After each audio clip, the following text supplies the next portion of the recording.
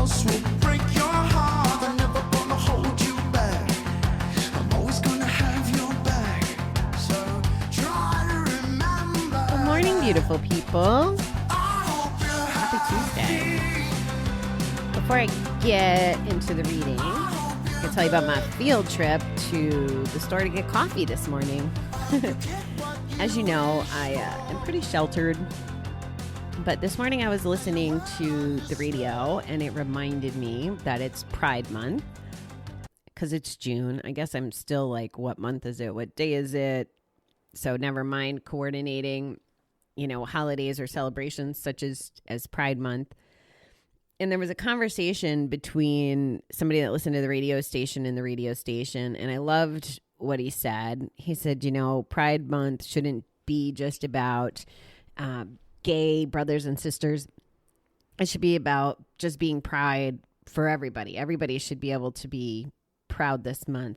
So I really love that message. So I'm sharing it with you, and hopefully, you can share it too. If we're all positive and celebrating just the premise of being proud and positive and loving towards each other, maybe it'll help dull out and drown out some of the negativity stuff that's happening. The other thing that was interesting about the man who said this, I only caught part of the story, but he was talking about how he hadn't told his best friend of many years, someone he was very close with, that he was gay. He never told him, and he was scared to tell him. And the part of the story I caught is when he was, saying, I finally told him I was tired of living a lie. And I guess the best friend was, in the church and grew up that way. So the fellow was really scared of telling him, because it may break the rules, that kind of stuff. So what ended up happening was the best friend, answered back. And when the fella asked, will this change anything between us? The best friend's like, absolutely not. I will love you just as Jesus loves everyone. And I thought that was a beautiful response. And it's another reaffirmation of what I believe in, that those important people in our lives, the ones that we should be putting our energy into, if we tell our truths, they then have a choice of what to do with it. But I think as a general rule, we're going to be accepted almost every time. And accepting was one of our A words last night. So I thought that was a good reminder or build on from last night's episode. So yeah, that was my interesting ride to go get coffee this morning. All right, on to today's reading. And this is from Lee Silverstein. The initial quote: "Passion is a noisy thing. Love lives quietly." Active addiction made our lives a series of jealous, angry rages, followed by passionate appeals for forgiveness. We may even have grown to embrace pain like a lover, stroking our ever-present guilt. This was our life when it was empty of love. Our capacity for love, to give and receive, became misguided. Our drug of choice insisted on soul devotion and repaid us with despair. Sober love offers and requires appreciation and understanding. It allows us to step back a little and watch another's growth. It gives us hope both within and beyond ourselves. Sober love is not so much a feeling as a series of loving acts chosen freely. It is not ownership of another, but support for another's freedom. Today, let me free myself and others to love without fear.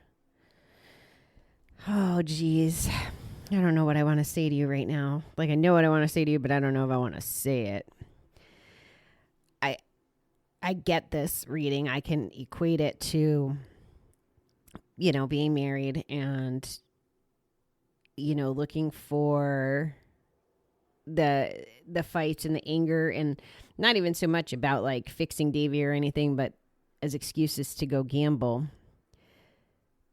And the other thing that comes to mind is when it says here, our capacity for love, to give and receive, became misguided. Our drug of choice insisted on soul devotion. And that's absolutely it. The casino was my boyfriend for so many years. No matter what guy I was dating or was married to, that was who was like number one. That's where most of my time and energy went for many years. So I can really relate to that. And then it gets into, sober love or recovery love offers and requires appreciation and understanding. And that really tripped me up. I've been evaluating the last 3 years as far as my last relationship goes. And I try to not get hung up on this and get too into detail on the air. Not for any reason other than if he did listen, I don't want him to think that I'm being passive aggressive. So I try to really keep that to a dull, try to use it when I can to share examples with you, but I try to not get into all the nitty gritty. But anyway, so sober love offers and requires appreciation and understanding. So this is one of my struggles, and where I think that me and my ex were positioned differently. If I wasn't trying to grow and learn and evolve into a better person, I probably would have had a lot less patience and understanding in this relationship. Maybe not, like if I understand addiction and depression and all of those things, maybe I still would have been somewhat forgiven, but I don't think I would have tolerated as much as I did as it evolved. And some of that just came from, my belief had been addiction is a disease. Would I give up hope if this was cancer? Like that was just the way I processed it in my mind, no matter what school of thought we're from. So I really took an empathetic approach, and I thought I was doing appreciating and understanding and building up us as a team, like the way I understand it, if someone's only given 20% today, maybe the other person picks up the 80%.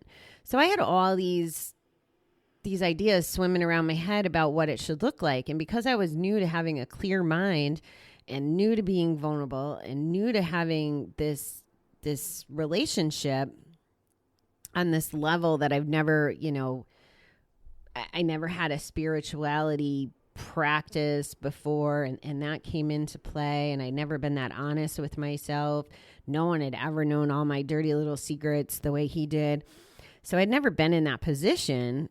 So I didn't know. I don't want to say I didn't know. I didn't.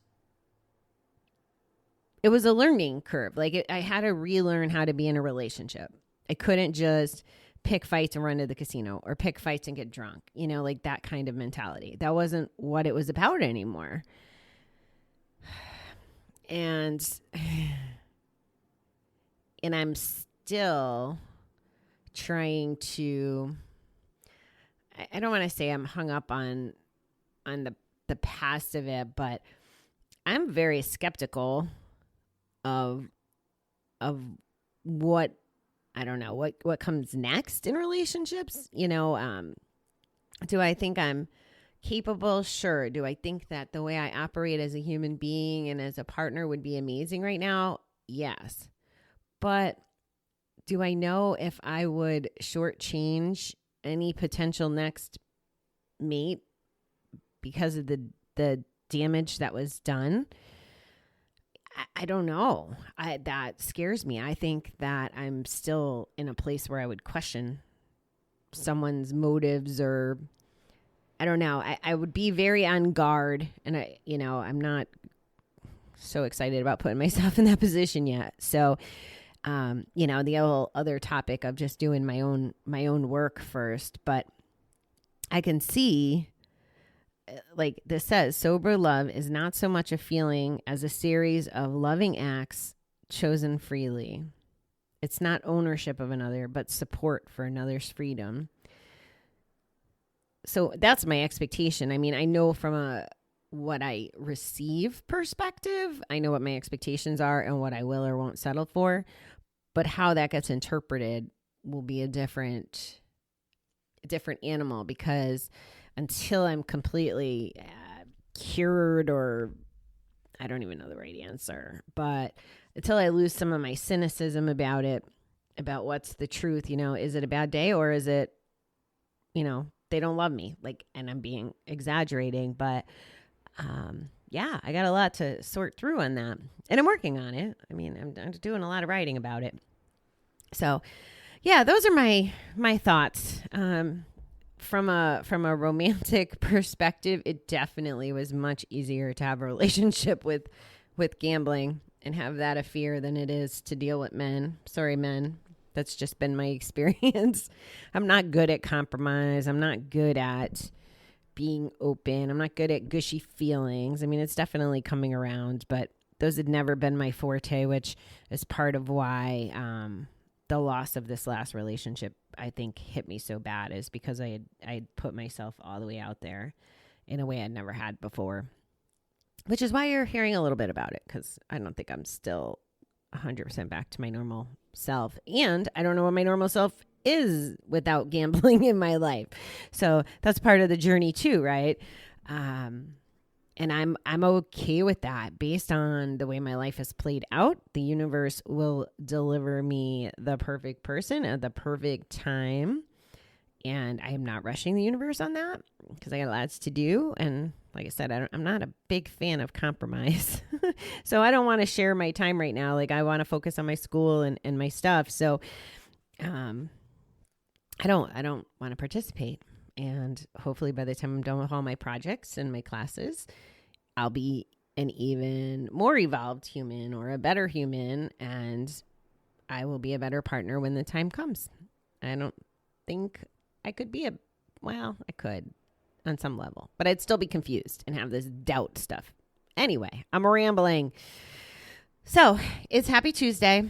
The one last thing I want to share with you is yesterday, I've been struggling at my work with my attitude. If things don't go my way, I've had my pissy pants on, which is highly inappropriate, completely unprofessional. So yesterday I tried a new approach. I'm like, you know what? I believe in the universe, and I believe in the law of attraction, and which was another word from last night, which was fun doing the positive word game. But I believe in all this. So why am I not applying it to my day job? So why don't I go in there with the best attitude I can in the morning, and then maybe I'll have the best day possible. And that's what I did yesterday. And it really did. It turned out to be that way. Work was great. My class last night was amazing. I got about 3 or 4 different ideas yesterday that helped me achieve some of my goals, as I put them into action. So that's what I want to leave you with, especially if you're listening to this in the morning.